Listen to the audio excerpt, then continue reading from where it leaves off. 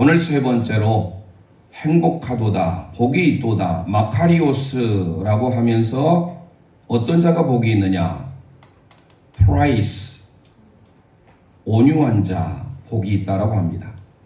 이 프라이스라고 하는 이 온유라고 하는 단어는요, 온순, 유약, 연약 이런 의미를 나타내는 것이 아니라 야생마, 길들여지는 야생마를 훈련하고 길들 때 쓰는 단어입니다.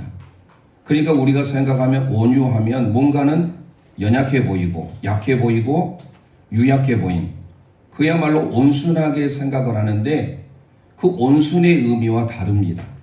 성경에서 말하는 온유라고 하는 것은요, 따뜻할 온에 부드러울 유를 쓰는데 그 부분은 만약에 시간이 되면 제가 결론을 짓기 전에 말씀을 드리고, 온유의 삶이 무엇인가? 온유라고 하는 것은 길들여지지 않는 야생마가 조련사에 의하여서 잘 훈련되고 길러지면 그 힘 있는 야생적인 말이 빨리 다룰 수 있는, 갈 때는 빨리 다르고 멈출 때는 멈출 수 있는 그런 훈련된 말로, 이거를 우리는 준마라고 하죠. 잘 빨리 달리는 말로 다듬어지려면 야생마도 훈련되어진다는 겁니다. 그걸 쓸 때 쓰는 단어가 프라이스예요. 우리 함께 고백하겠습니다. 프라이스. 프라이스라고 하는 이 헬라어는 길들여진, 잘 훈련된 야생마가 준마로 바뀌어지는 것, 이게 바로 온유입니다. 이거를 굳이 한자로 말씀을 드리자면 내유 왜 강일까요? 외유 내 강일까요? 생각해 보세요. 겉으로는 부드러워야 되고 내부는 단단하고 힘이 있어야 돼요. 야생적인 기질이 있어야 돼요. 그러니까 이것은 바로 겉으로는 부드럽지만 안에는 단단하고 올곧은 외유 내 강이 됩니다. 이거를 바로 온유라고 합니다. 온유한 자에게 주어지는 축복이 땅을 기업으로 받을 것이다 라고 소개하고 있는데요, 온유한 자, 프라이스, 복이 있도다, 마카리오스 이렇게 선포하면서 그 다음에 하나님이 주시는 복이 땅입니다. 그런데 그 땅은 어떤 땅이냐? 그 땅이에요. 하나님이 약속하신 그 땅, 정관사가 붙어 있습니다. 헬라어로 땅 하면 게라고 하는데요, 정관사 영어로만 더가 붙어서 그 땅, 바로 그 땅, 텐겐 해가지고요, 주로 구약에 가나안 땅을 쓸 때 쓰는 단어입니다. 그러니까 우리가 이 땅에 살아가면서 많은 사람들은 땅을 많이 소유하면 힘이 있을 걸로 생각해서 많은 사람들이 땅을 소유하려고 애를 씁니다. 떵떵거리는 것이 아니라 땅땅거리죠. 그래서 세상에는요, 강해야 됩니다. 부드럽거나 온유하면 아니 돼요. 그런데 주님이 가르치신 이 팔복은요, 모두가 다 성품과 관련이 돼 있어요. 가난해야 된대요. 심령이 가난해야 돼요. 웃어야 되는데 웃으면 복이 온다라고 하는, 우리는 울래요. 울어야 된대요. 애통해야 된대요. 역설적이지 않습니까? 그래도 오늘 세 번째로 예수님께서는 우리에게 말씀하시기를 강해라 이렇게 말씀하지 않았어요. 단단해져라 말씀하지 않으세요. 부드러워져라. 어떤 사람이? 강한 사람이 야생마가 준마가 되기 위하여서 훈련되듯이 그렇게 훈련되어지는 자에게 주어지는 은혜가 땅의 복입니다. 그럼 이 땅을 받을 것이다 라고 하는 이 원래 동사는요, 미래 능동직설이에요. 미래적인 표현이에요. 앞으로 받게 될 것이다 라는 겁니다. 그러면 우리 믿음의 성도들이 현세적으로 지금 이 땅에 하나님의 보호, 하나님의 통치, 하나님의 다스리심을 경험하는 것, 이게 바로 땅에 대한 소유예요. 그리고 앞으로 우리가 미래적으로 가게 될 요한계시록에 등장하는 이스라엘 백성들이 그렇게 소망했던 가나안 땅, 영적인 가나안 땅, 새하늘과 새 땅, 그 땅을 우리는 가게 될 겁니다. 그것을 우리에게 주시는데 어떤 자에게 주시느냐? 온유한 자에게 주신대요. 그러면 오늘 마태복음 5장 5절에 기록된 온유한 자는 복이 있나니 땅을 기업으로 받을 것이다 라고 한 이 말씀이 어디에서 우리 예수님께서 인용을 하셨느냐 하면 시편 37편의 말씀을 가지고 인용을 한 겁니다.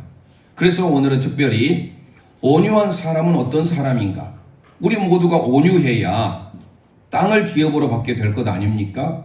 그러면 땅을 기업으로 소유하려면 온유한 사람이 되어야 되는데 특별히 오늘 마태복음 5장 5절을 인용했던 말씀이 구약, 그것도 시편 37편이에요. 37편의 말씀은 너무 귀합니다. 다윗의 시편이고요. 우리가 살아가면서 어렵고 힘들 때마다 꼭 묵상하시길 바랍니다. 그 중에서 우리가 다 살펴볼 수는 없고 세 가지로 나눠보려고 하는데 거기에도 온유한 자, 우리 헬라어에는 프라이스라고 했잖아요. 근데 그 프라이스라는 단어가 구약의 히브리어로 가면 이게 아니 또는 아나우라는 단어를 씁니다. 아나브라고 하는 이 단어, 아나우라고 하는 것은요, humble, 겸손한, 온유라는 뜻도 있지만 하나님 앞에 가난한 이런 의미를 다 내포하고 있어요. 그래서 오늘 특별히 예수님께서 인용하셨던 시편 37편의 내용을 가지고 우리가 어떤 사람이 온유한 사람인가 세 부분으로 나눠보려고 합니다. 첫째, 우리 함께 선포하도록 하겠습니다. 여호와를 의뢰하고 선을 행하는 자들입니다. 여호와를 의뢰하고 선을 행하는 자들입니다. 아멘. 시편 37편에 보시면 1절부터 나중에 다 한번 읽어보시고요. 오늘은 3절 말씀을 읽어보도록 하겠습니다. 시작. 여호와를 의뢰하고 선을 행하라. 땅에 머무는 동안 그의 성실을 먹을거리로 삼을지어다. 할렐루야. 여호와를 의뢰하고 라고 하는 이 단어가요, 바타흐라고 하는 단어입니다. 신뢰하다, 믿다. 그런데 의뢰하다라는 이 단어 속에는 안전하다라는 의미도 내포하고 있어요. 그러니까 우리가 온유하다라는 것은요, 이 시편 37편은 다윗이 지은 시인데요, 지혜시입니다. 일명 알파벳이라고 알려져 있는데요, 히브리어 알파벳은 알렙, 베이트, 기멜, 달렛에서 타브까지 총 22개의 자음으로 구성되어 있는데 그 알파벳 형식의 시를 취하고 있어요. 대표적으로 시편 119편이 알파벳 형식의 시예요. 119편은 가장 긴 절을 보유하고 있잖아요. 176절을 보유하고 있는데 8개 절씩 알렙, 베이트, 달렛에서 22개 곱하기 8 하면 176절이 나와요. 그래서 성경에서 가장 긴 절수를 보유하고 있는 119편이 알파벳 시입니다. 그 알파벳 시를 일명 답관체 형식의 시라고 합니다. 답관체. 조금 어려운 표현인데 영어로 아크로스틱이라는 단어를 씁니다. 이 아크로스틱이라고 하는 이 단어는 뭐냐? 답관체라고 하는 것은요, 머리, 관자예요. 머리 글자를 따서 지은 시다. 일명 알파벳의 자음을 따서 지은 시다 해서 답관체 시 또는 알파벳 시, 아크로스틱이라고 하는데요. 이 시편 37편이 바로 알파벳 시예요. 다윗이 고백하기를 어떠한 사람이 온유한 사람이냐라고 했을 때 3절에 여호와를 의뢰하고 선을 행하며 날마다 하나님의 말씀으로 무장하여 식물을 성실하게 먹으며 살아가는. 그래서 3절 말씀을 다시 한번 보면 4가지 중요한 동사가 나와요. 첫 번째 여호와를 의뢰하고, 두 번째 선을 행하고, 세 번째 그의 땅에 머무는 동안 그의 성실을 먹을거리로 삼을지어다. 이렇게 나오는데요. 여기에서 땅에 거하라 라는 단어, 여기서 거하는 동안 이렇게 하니까 좀 뭔가 우리에게는 뉘앙스가 있는데요. 동사가 거하라 라는 거예요. 그리고 마지막에 먹을거리로 삼으라. 이 4가지 중요한 동사를 다윗은 쓰고 있는데 이 말씀을 통해서 결국은 뭐냐?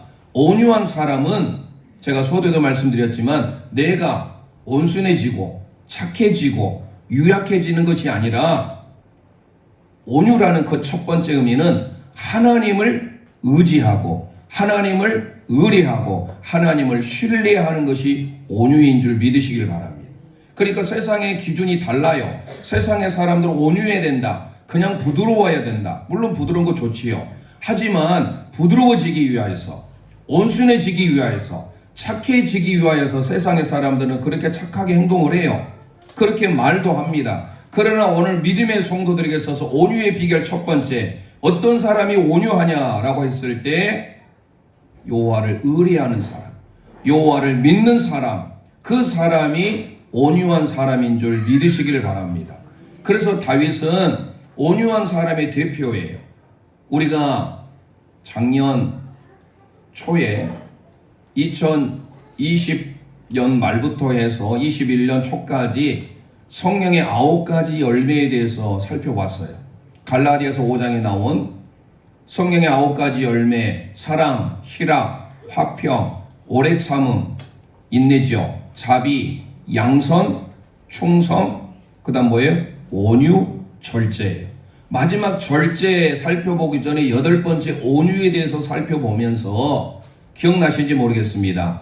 온유의 대명사는 구약에 있어서 누구였습니까? 민수기 12장에 모세를 제가 예를 들고 그 모세에 대해서 온유에 대해서 말씀을 드렸습니다. 물론 신약에 있어서 대표하면 예수님이 온유지요. 예수님 그 자체가 온유예요. 그렇기 때문에 오늘 우리가 온유한 삶을 살아야 되는 것은 다름 아닌 여호와 하나님을 의뢰하고 하나님만을 바라고 하나님만을 믿는 삶, 이것이 온유한 삶이다라는 것입니다. 그러면서 우리에게 선을 행하래요. 우리가 또 선하면 착하게 살아야 된다 이렇게 생각할 수가 있는데요. 아니에요. 성경에서 말하는 선은요, 여기서 토부라고 기록하고 있는데 이 토부라고 기록된 이 선은 하나님이 선이세요. 그렇기 때문에 하나님을 믿고 하나님을 성실하게 바라보는 자에게 하나님은 온유의 삶으로 만들어주신다라는 거예요. 우리의 야생적인 기질, 야생마와 같은 우리의 성질을 하나님께서 잘 뛸 수 있는 준마로, 더 나아가서 용마로 만들어주신다라는 것이에요. 그게 하나님께서 우리에게 주신 첫 번째 온유라는 것입니다. 잘 아는 대로 다윗이 이스라엘의 두 번째 왕이 됩니다. 초대 왕은 사울이었고 이제 내가 더 이상 용모를 보지 않겠다, 마음의 중심을 보시겠다 하면서 두 번째 이새의 8번째 아들인 다윗이 왕이 됩니다. 그가 왕이 되니까 주변에 그때 당시에 강대국이 블레셋이었습니다. 블레셋이 전투를 하러 옵니다. 이미 그들은 포진해 있는 상태입니다. 이런 상황이라면 우리는 어떻게 합니까? 빨리 전투력을 갖추어서 전쟁에 나가야 되잖아요. 그런데 다윗은요, 온유의 삶이었어요. 그 온유의 삶은 다름 아닌 여호와를 의지하고 여호와를 의뢰하고 여호와를 바라는 믿음을 가지고 있었다라는 거예요. 그렇기 때문에 그가 왕이 되고 나서 블레셋 왕 이하 많은 군사들이 포위해서 이스라엘을 쳐들려고 할 그때입니다. 사무엘 하 5장 19절 말씀을 함께 읽어보도록 하겠습니다. 시작. 다윗이 여호와께 여쭈어 이르되 내가 블레셋 사람에게로 올라가리이까 여호와께서 그들을 내 손에 넘기시겠나이까 하니 여호와께서 다윗에게 말씀하시되 올라가라 내가 반드시 블레셋 사람을 내 손에 넘기리라 하신지라. 할렐루야. 다윗은 언제나 하나님을 의뢰했던 것을 어떻게 할 수 있느냐 하면요, 전쟁에 나가기 전에도 먼저 하나님께 늘 물어요. 하나님, 적들이 지금 쳐들어오고 있는데 제가 어찌 하겠습니까?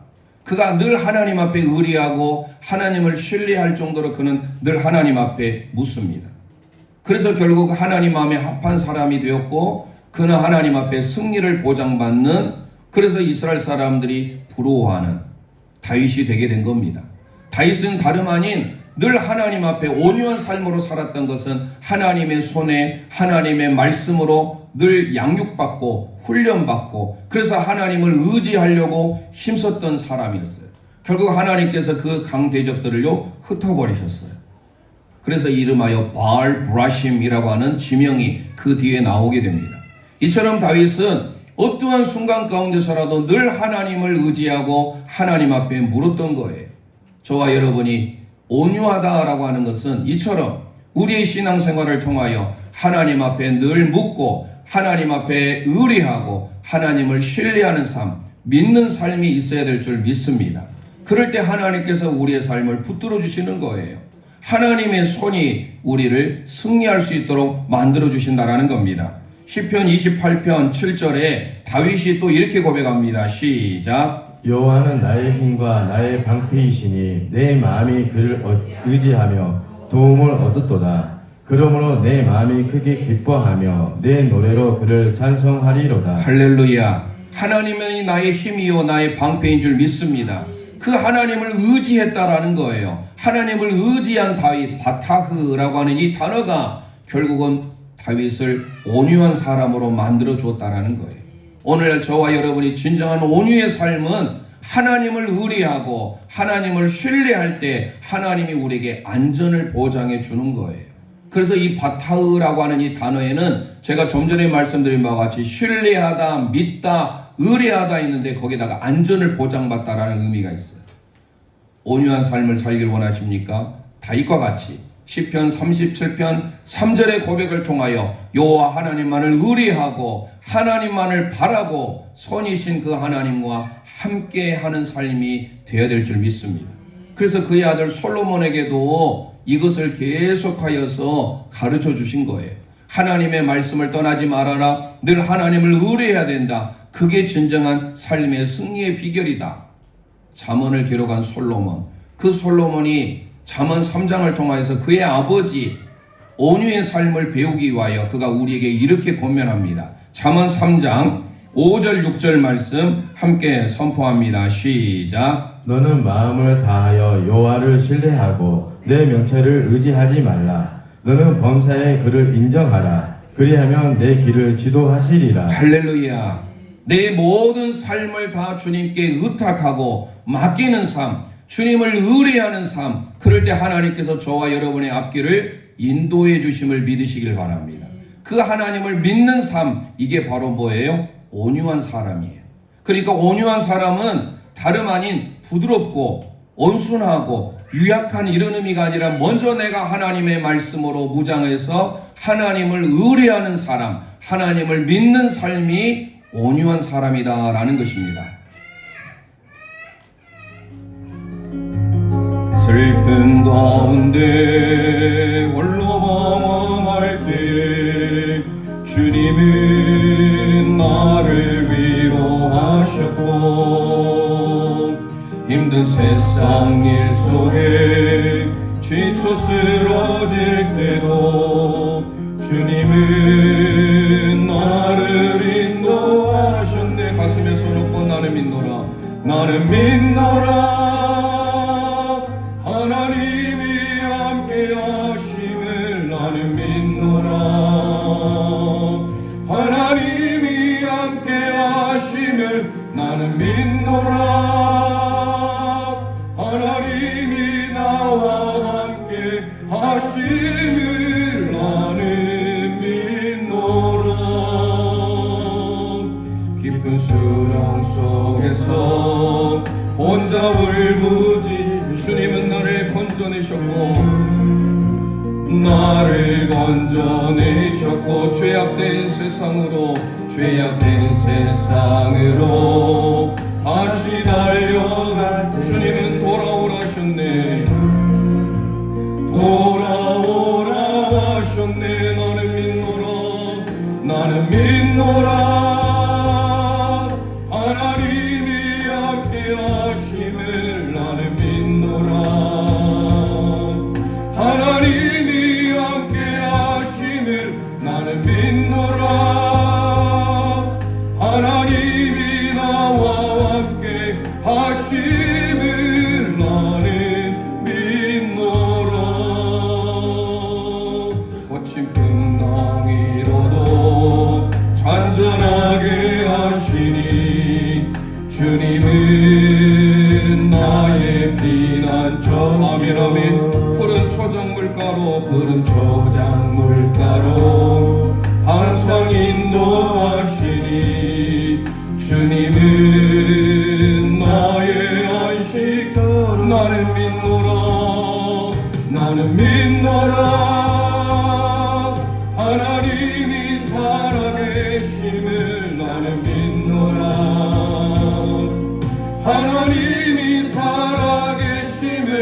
나는 믿노라.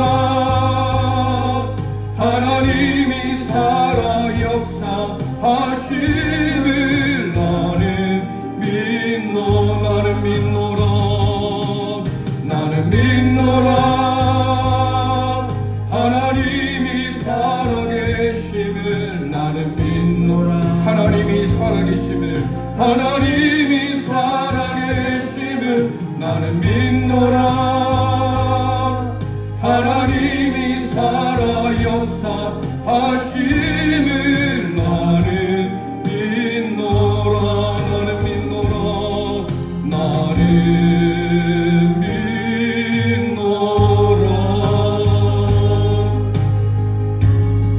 아멘 아멘. 다윗과 같이 그의 아들 솔로몬과 같이 범사에 하나님을 의뢰하며 하나님을 믿는 저와 여러분이 되시길 소망합니다. 그럴 때 하나님이 우리의 삶을 인도하신다라는 거예요.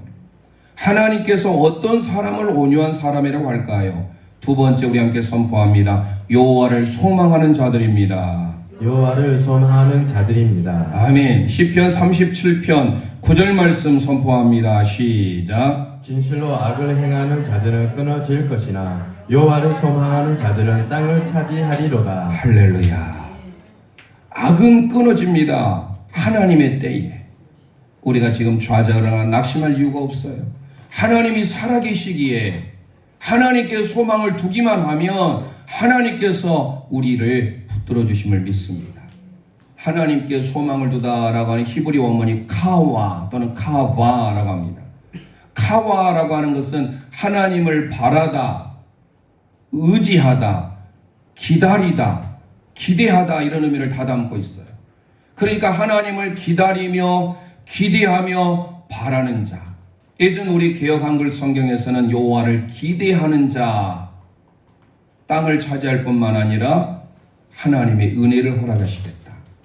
기대하다, 기다리다, 바라다 이거를 우리 개역 개정에서는 소망하다라고 있습니다.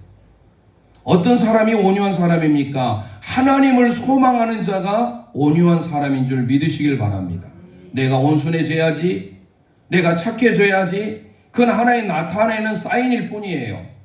내가 온유한 삶을 산다라고 하는 것은요, 다윗이 고백할 때는 하나님께 소망을 두는 자, 하나님을 바라보는 자, 하나님을 기다리는 자가 온유한 자임을 믿으시길 바랍니다. 이 사람에게 하나님은 땅을 차지하게 하겠다. 땅을 차지하니까 우리의 육신에 보이는 이 땅, 물론 그 땅도 포함되겠지요. 그러나 이 땅을 차지한다는 것은 다른 것 아니에요. 하나님이 절대적으로 보호해 주시겠다라는 거예요. 온유한 성도에게, 온유한 저와 여러분에게 하나님은 보호의 은혜를 허락하신 줄 믿으시기를 바랍니다. 그래서 우리는 주님을 기다리며 주님을 기대하며 주님을 바라봐야 돼요. 시편 25편 3절 5절 말씀도 다윗의 고백인데요. 다윗이 이렇게 고백합니다. 시작. 주를 바라는 자들은 수치를 당하지 아니하려니와 주의 진실로 나를 지도하시고 교훈하소서. 주는 내 구원의 하나님이시니 내가 종일 주를 기다리나이다. 아멘 아멘. 내가 종일 주를 기다리나이다라고 다윗은 고백하는데요. 3절에도 주를 바라는 자들은 수치를 당하지 않는데요. 그 주님을 바란다의 카와예요. 그리고 마지막 25장 5절에도 주를 종일토록 기다리나이다로도 카바예요. 주님을 기다리며 주님을 바라보며 주님을 소망하는 자, 하나님은 우리에게 수치를 당하지 아니하고 하나님의 절대적인 보호를 허락해 주시겠다라는 거예요. 어느 날 이사야를 통하여서 하나님께서 이사야 선지자도 민족의 위기 앞에 북이스라엘은 기원전 722년에 아수르라는 제국에서 멸망을 당하고 그들이 정신을 차려야 되는데 남유다가 기원전 586년에 바벨론이라는 제국에서 멸망을 당하잖아요. 그러기 전에 늘 하나님의 말씀을 이사야는 선포를 합니다. 그럴 때 그가 뭐라고 선포하지요? 이사야 25장 9절 말씀 선포합니다. 시작. 그 날에 말하기를 이는 우리의 하나님이시라. 우리가 그를 기다렸으니 그가 우리를 구원하시리로다. 이는 여호와시라. 우리가 그를 기다렸으니 우리는 그의 구원을 기뻐하며 즐거워하리라. 할렐루야. 우리가 그 하나님을 기다리자라고 고백합니다. 그 구원의 하나님을 향하여서 구원의 노래를 기쁨으로 외치고 있는 이 이사야의 고백을 한번 들어보세요. 카와라고 하는 것은 우리가 오늘 본문에 선포했던 소망하다라는 것과 동일한 단어예요. 우리가 하나님을 소망한다라는 것은 하나님을 기다리며 하나님을 기대하며 하나님을 바라는 거예요. 그런데 남유다는요, 그러지 못해요. 12지파의 조상이라고 할 수 있는 야곱을 통하여서 이스라엘 12지파가 나오게 되었고, 북쪽 이스라엘은 멸망을 당했으면 이제 뭔가 정신을 차려야 되는데 여전히 죄악 가운데 있는 그들을 향하여 이사야가 고백을 합니다. 설사 하나님의 얼굴이 우리를 가린다 할지라도 나는 끝까지 하나님을 기다리며 기대하며 하나님께 소망을 두겠다라는 거예요. 이사야 8장 17절 말씀 함께 고백합니다. 시작. 이제 야곱의 집에 대하여 얼굴을 가리시는 여호와를 나는 기다리며 그를 바라보리라. 아멘, 아멘. 야곱의 집에 대하여서는 하나님께서 얼굴을 가리신대요. 왜 그래요? 하나님의 말씀을 선포했던 선지자의 말에 귀를 기울이질 않아요. 그러니까 역사가 말해주잖아요. 북이스라엘도 멸망했으면 우상숭배와 이방신의 하나님을 멀리한 그 죄로 인해서 그들이 돌아오면 되는데 그러지 아니하고 살다가 결국 하나님이 그들 가운데 얼굴을 가리셔요. 하나님의 파님, 하나님의 얼굴을 보여주셔야 되는데 그들에게는 하나님의 얼굴을 가리겠다. 그럼에도 불구하고 이사야는 여호와를 기다리며 기대하겠다라고 소개합니다. 그게 바로 온유의 삶이에요. 이사야가 온유했습니다. 뿐만 아니라 오늘 시편 37편의 고백자 다윗이 온유의 삶을 살았다는 거예요. 이런 면에 있어서 우리 모두가 온유한 자의 두 번째 특징은 뭐예요? 기다리는 자예요.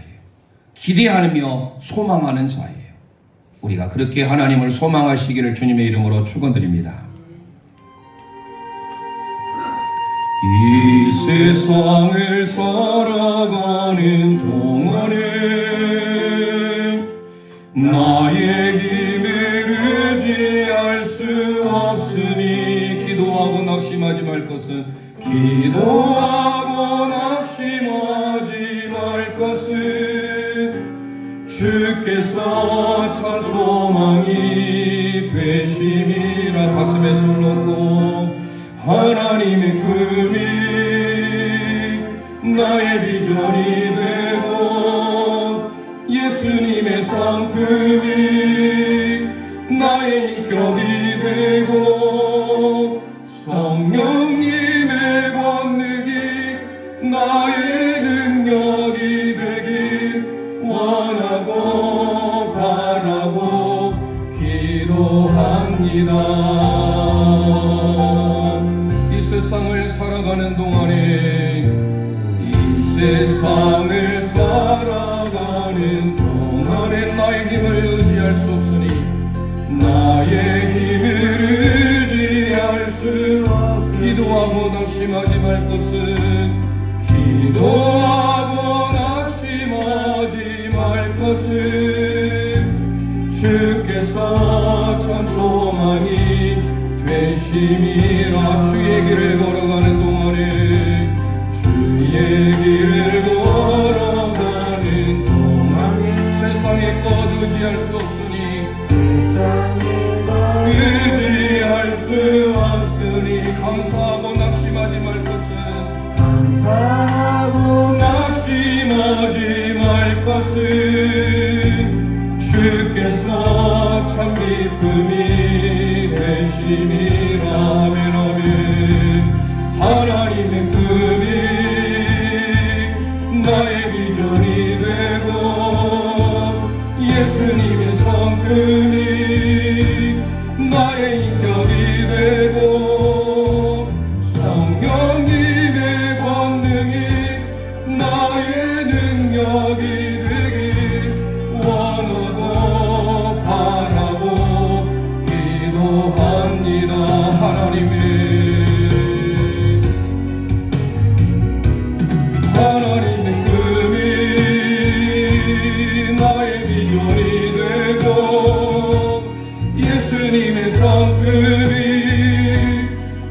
인격이 되고 성령님의 권능이 나의 능력이 되길 원하고 바라고 기도한 하나님의 꿈이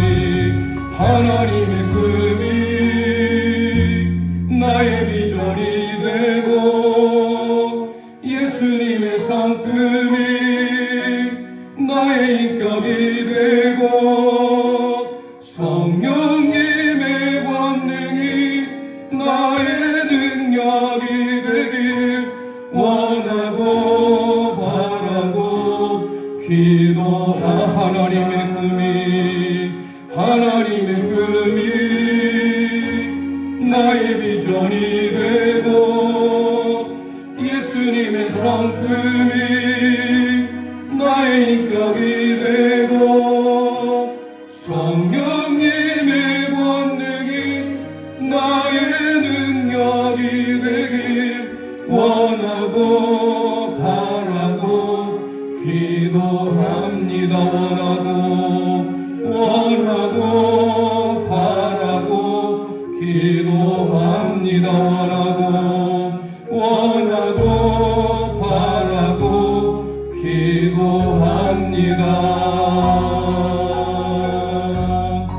아멘. 주를 바라는, 주님을 기다리며 주님을 소망하는 자, 이게 온유한 자래요. 그게 카와예요.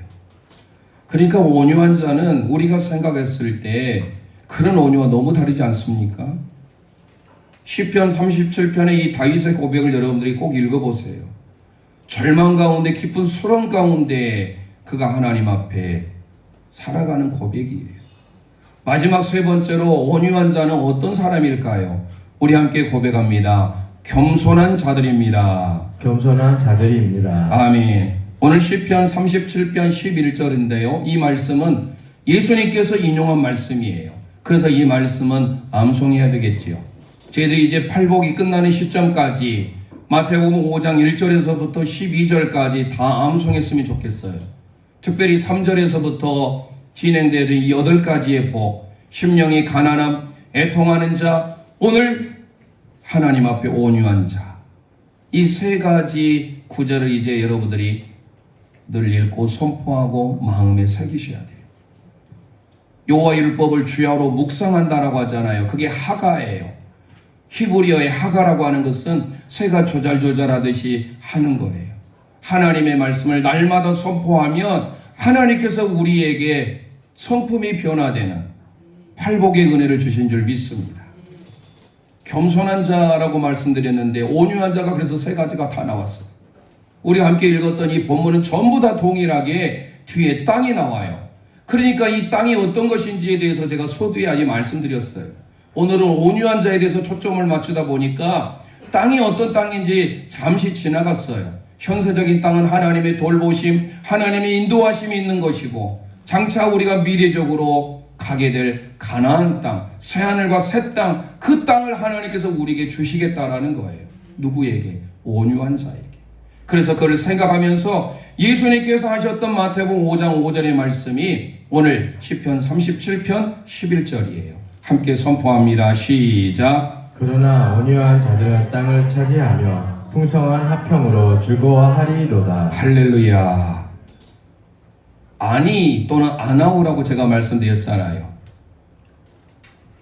헬라어에서 이 프라이스라고 하는 이 단어가 전부 다 아나우로 번역이 됩니다. 히브리에 이 아나우 또는 아니라고 하는 단어는요, 말씀드렸잖아요. 비천한, 가난한, 겸손한 의미를 다 담고 있어요. 그래서 하나님 앞에 겸손한 심령이 되는 거, 이게 하나님의 온유한 심령으로 변화되는 거예요. 그래서 온유한 자는 하나님께서 오늘 11절의 은혜를 주시는 거예요. 표준 세번역에서는 그래서 이렇게 번역하고 있더라고요. 겸손한 사람들이 오히려 땅을 차지할 것이며 그들이 크게 기뻐하면서 평화를 누릴 것이다. 아멘. 온유한 자는 겸손한 자입니다. 겸손한 자는 하나님 없이 살아갈 수 없는, 전적으로 하나님을 의탁하고 하나님을 의지하는 자가 겸손한 자예요. 그래서 아니라고 하는 이 다윗의 고백은 그 뒤에도 나옵니다. 시편 22편 26절을 함께 선포해 보겠습니다. 시작. 겸손한 자는 먹고 배부를 것이며 여호와를 찾는 자는 그를 찬송할 것이라. 너희 마음은 영원히 살지어다. 할렐루야. 겸손한 자라고 번역하고 있잖아요. 이게 온유한 자예요. 아나우.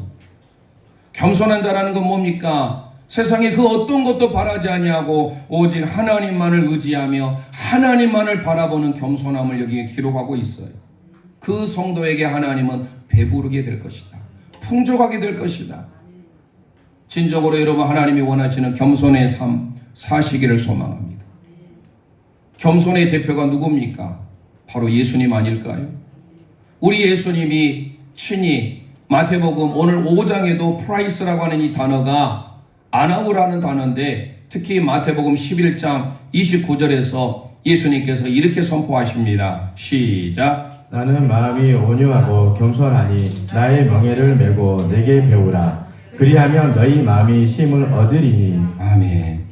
예수님이 온유 그 자체인 줄 믿습니다. 그 온유가 바로 프라이스예요. 그리고 겸손하대요. 타페이노스라고 번역하고 있는데 어떤 곳에서는 온유, 어떤 곳에서는 겸손이라고 번역합니다. 온유라는 게 뭐예요? 제가 소대 말씀드렸잖아요. 따뜻할 온이에요. 따뜻해야 돼요. 한자를 보더라도 물수변에 가들 죄수할 때 그 죄수예요. 갖는 거예요, 뭔가. 그리고 밑에 그릇 명자를 쓰고 있어요. 그게 따뜻할 온이에요. 물은 성경의 때때로 말씀을 상징합니다. 나는 생명의 물로 왔다. 말씀이신 예수 그리스도, 그분을 우리의 그릇에, 마음의 그릇에 담아야 되는 거예요. 그게 바로 따뜻할 원이에요. 여러분의 몸이 따뜻하십니까? 아니면 차갑습니까? 라우디게아를 통하여서 덥든지 차든지 하라고 했는데 사실 우리의 몸이 차가워진다는 것을 여러분 어때요? 생기가 있는 것이 아니라 사망하신 분들 여러분 따뜻해요? 차가워요?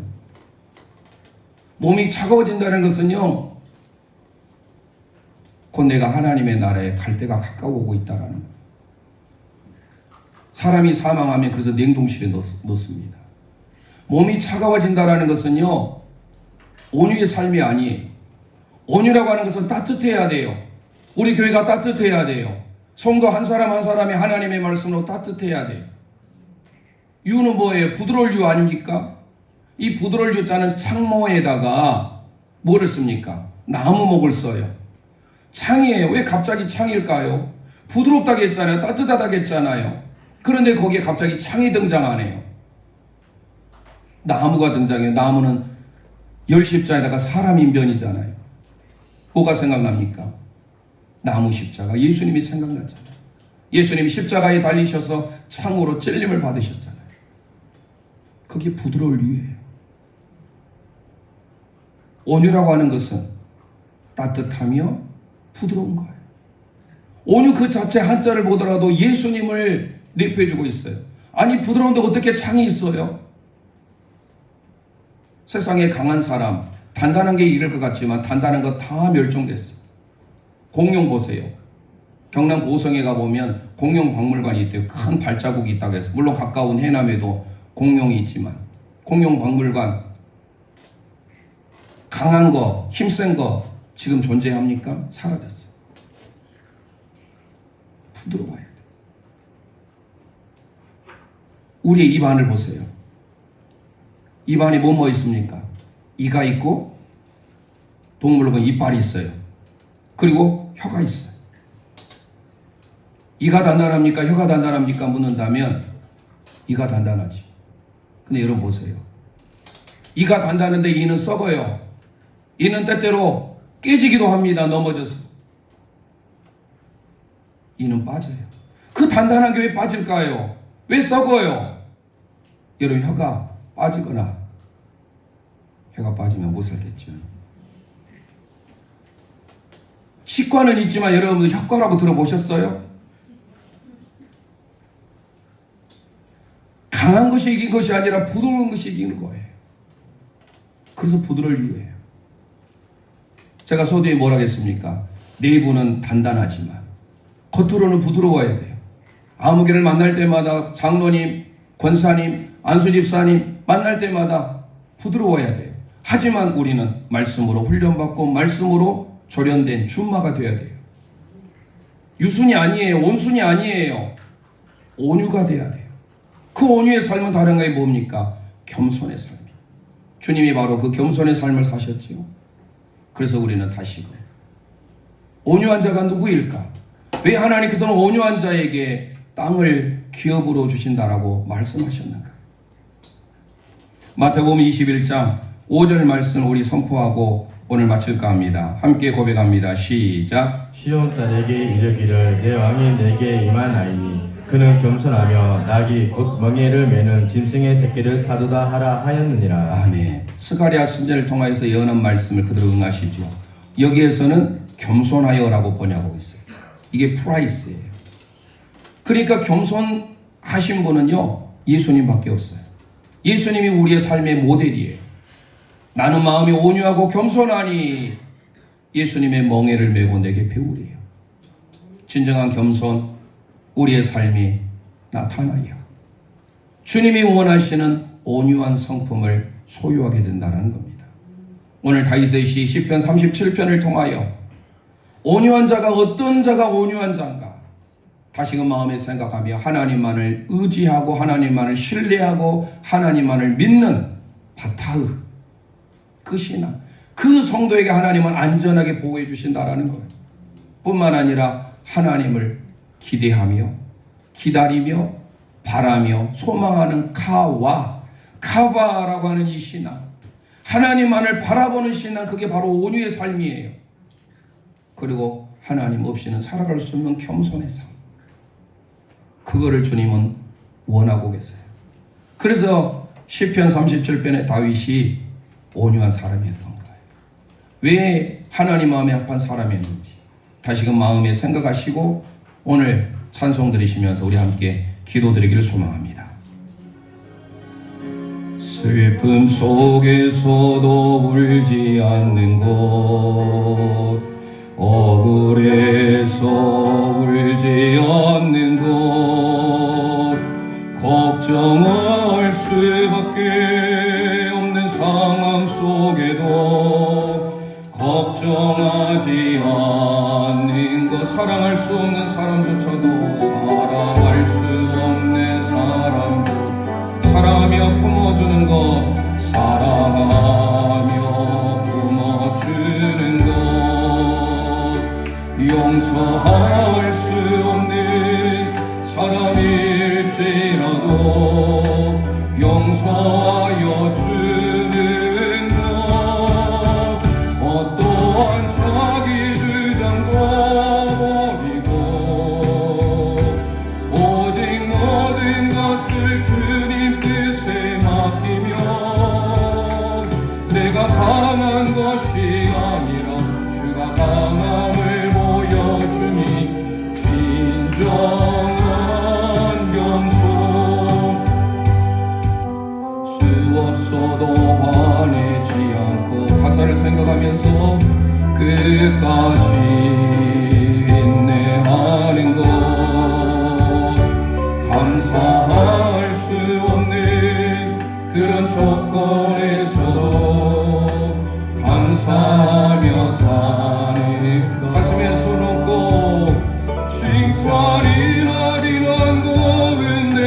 가운데서도 침묵하며 살아가는 것, 말씀 순종하기 어려울지라도 믿음으로 순종하는 것, 어떠한 자기 주장도 버리고 오직 모든 것을 주님 뜻에 맡기며 내가 강한 것이 아니라 주가 강함을 보여주니 진정한 겸손,